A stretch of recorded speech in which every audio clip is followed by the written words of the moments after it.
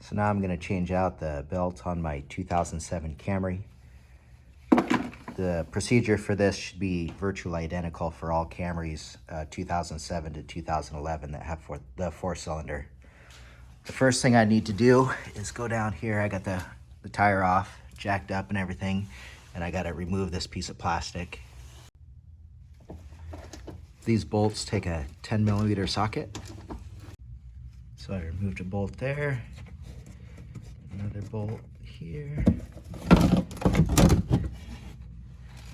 That gives me access in there. And then I got a 19mm socket.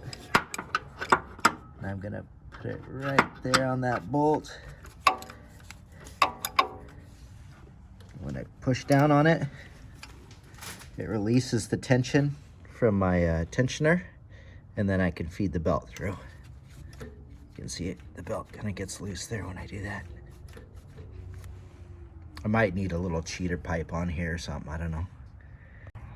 So I didn't get any footage of it, but once that tensioner is loose, the old belt comes off and the new belt goes right back on.